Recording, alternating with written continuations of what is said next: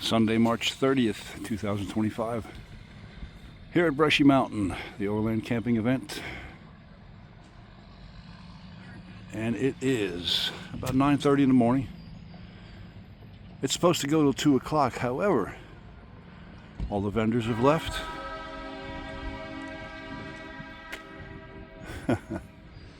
And they're cleaning up. Most of the campers are gone or leaving.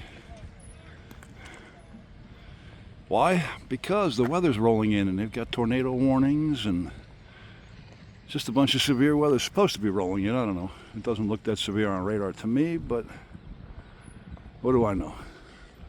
Anyway, so everybody's leaving early, which is okay. I guess I was going to try to get an early start anyway and start heading west, find some remote camping.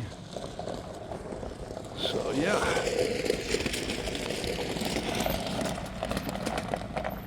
So they're cleaning up. I am packed up. Everything is ready to go. Jeep's warming up. I just went to throw my garbage away.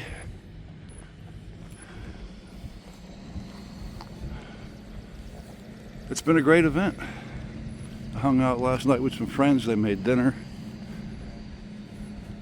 And it was really good. It was like a chicken marsala and some vegetables on the scuttle.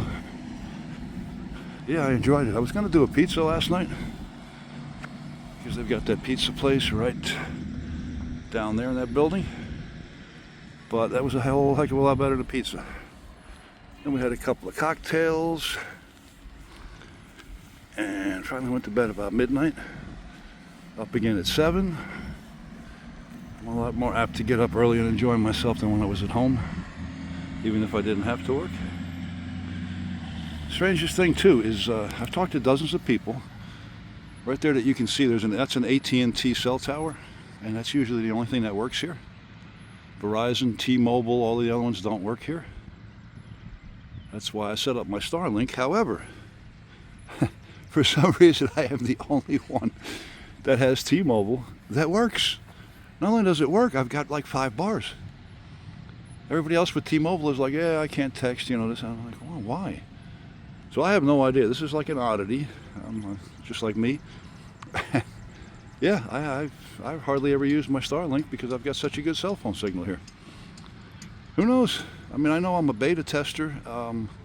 When you lose cell signal, you hook to Starlink automatically through your phone, and then you can text out and receive text. But I mean, I have cell phone, I can call, I have internet, really fast internet, like 800 megabits a second. And yeah, I don't know. I'm not complaining. All right, well, that's my update. I am going to head out of here and start going west. I have no idea where I'll end up tonight. And that's the adventure of it. When I find it, I'll let you know. See ya. Sunday, March 30th, 2025. Yeah, I left the Overland Expo this morning. The weather was looking kind of shabby. Everybody left. They had tornado warnings and whatnot. So I drove, I don't know, maybe 300 miles. I didn't even check. But I'm in Kentucky, and it's about 4 o'clock now. So I was looking for a nice spot to camp for the night, maybe 2 nights. Who knows? I'm in no hurry. I figured if the spot was nice, I'd stay. And yes, the spot is nice. Look at this.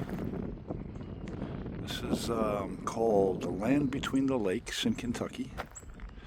There's a few people out there fishing now.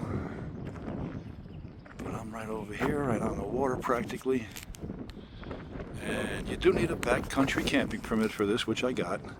It's $10 for 3 nights. I mean, come on. I gladly pay $10 for 3 nights. It's just enough to, make sure that the riffraff doesn't come in here unregistered and,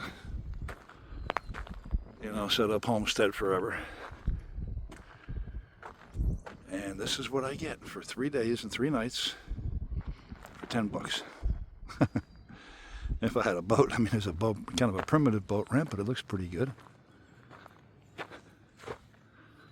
So yeah, I think I'm going to spend the rest of today and probably all of tomorrow night here. It's just so beautiful. I mean, it's quiet. So I do have a couple of neighbors here. I've got a neighbor here. They do have I guess that's a vault toilet. I haven't looked at it yet. And then there's a guy camped up there in a tent. There's a dumpster. Man, you can't beat that for $10.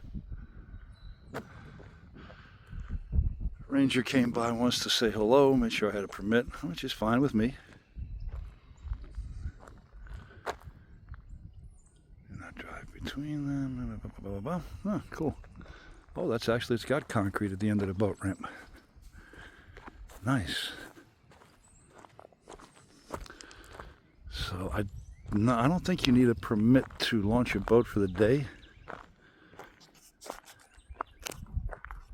Of course, you know, you need your boat registration and your fishing license. But, yeah. This is beautiful. It's like a pretty darn big lake.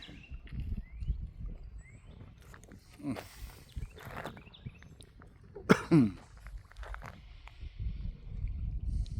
had this tickle in my throat since I left Florida. I think it's, people say it's the dry air. If you're used to Florida, you know, you're always breathing really damp air. And then when you leave and get up in the mountains, it's drier. And your sinuses kind of dry out. They're not used to it. I don't know. That's a few people's theory anyway. I'll buy it. But yeah, this is, I like it. I am in no hurry. I've got 3 weeks to make it out to Utah. I don't think it's going to take me that long. I think I've got 1,300 miles to go, which is just over half of what I normally have when I drive from Florida. And I've done that in 3 days and 2 nights pretty easily, so yeah, I'm in no hurry. All right, little update right here. Adventure continues.